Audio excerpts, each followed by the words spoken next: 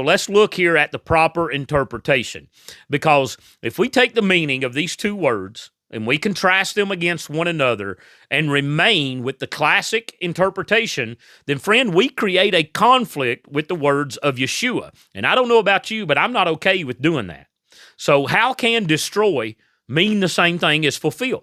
Yeshua, he literally said he did not come to do away with or to destroy the Torah, but to fulfill it or to fill it to its full.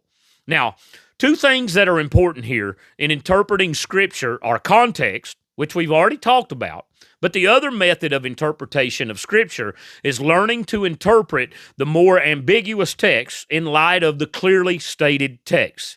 And so Yeshua, he uses the same word fulfill prior to Matthew chapter 5, which gives us an understanding of how he is using this word itself. And so Matthew chapter 3, verse 13, we read, "Then Yeshua came from Galilee to John at the Jordan to be baptized by him.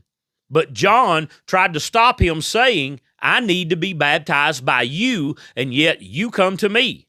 Yeshua answered him," now pay attention here, "allow it for now, because this is the way for us to fulfill all righteousness." Then John allowed him to be baptized. Now notice, Yeshua, he uses the word fulfill here in relation to righteousness. Now, if we were to take the same hermeneutic or the method of interpretation and apply to this text that we have with Matthew 5, we would then be saying there is no need for righteousness since Yeshua has already filled it.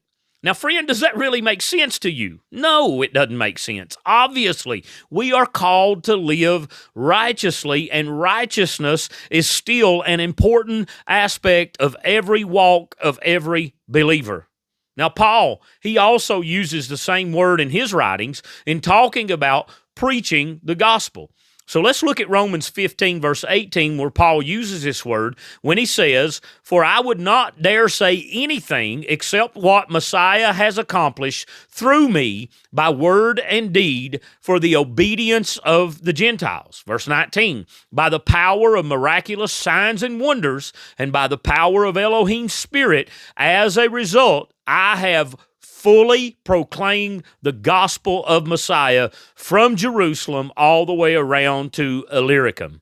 Now again, if we were to apply the same interpretation or hermeneutic to this text, we would conclude there is no need to preach the gospel since Paul has already fulfilled it. Again, friend, does that make sense? No, it doesn't. That's why we're doing teachings like this video today. This is why we assemble together and center around the Word for times of teaching and instruction in the Word.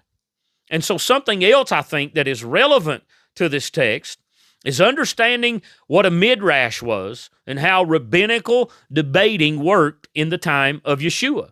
So a midrash, it was basically just an oral commentary on the Torah. A portion of the Torah would be read, then it would be debated and commented on, which is what is called a midrash. And so these were later written down and recorded in what we might know today as the Talmud, which is made up of the midrash and the Gemara. But the phrasing of abolish and fulfill has to do with properly or improperly interpreting the Torah. You see, as the rabbis would commentate in midrash, if you will, and debate on the Torah, if someone misinterpreted the law or misinterpreted the Torah, it would be said that he had destroyed the law or the Torah. But if one properly interpreted the law or the Torah, it would be said that he has perfectly fulfilled the law or the Torah. And this is the same language, friend, that was being used here. And so in the Hebrew, the translation of to fulfill is lakayim in the Hebrew here, which means to uphold or establish, as well as to fulfill, complete, or accomplish. Now, the phrase fulfill the law, it's often used as an idiom to mean to properly interpret the Torah so that people can obey it as Yahweh really intends. Now, the word abolish in the Hebrew was likely levatel, to nullify, or lahakor, to uproot, which meant to undermine the Torah by misinterpreting it.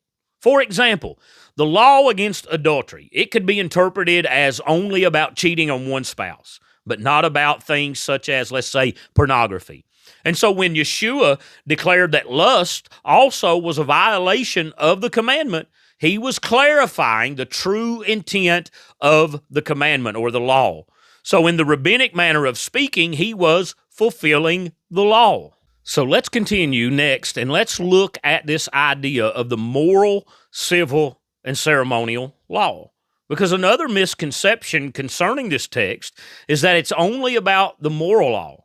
Or in other words, Yeshua didn't come to destroy the moral aspects of the law, but he did come to destroy the civil and the ceremonial law, is what most people believe. So let's look here at dividing the law, because this idea that there are three sections of the law, the moral, the civil, the ceremonial, it goes back several hundred years, but it's important to understand that this is not anything, friend, that is found in the Scriptures. There's no division of the law into these three categories that can be found anywhere in the Scriptures. Now, let me just say that I don't think this is totally wrong to do. It can help if you divide it up for the purpose of learning and understanding it. But the problem with this understanding is that people tend to take it too far, thinking that one category can be elevated or is more important than another category. For example, there are many who would agree that the Ten Commandments are moral. However, there are still many who would not apply that to the fourth commandment, remember the Sabbath day to keep it holy, as being moral. They would look at it as that's not moral, that's ceremonial. And so the problem becomes with who decides which commandment goes into which category. Now, some would say it is moral, yet others would say, no, it's ceremonial, referring to the fourth commandment of the Sabbath. Now, the civil law, it would be such things as judicial judgments, governmental judgments, ministers of justice, those types of things.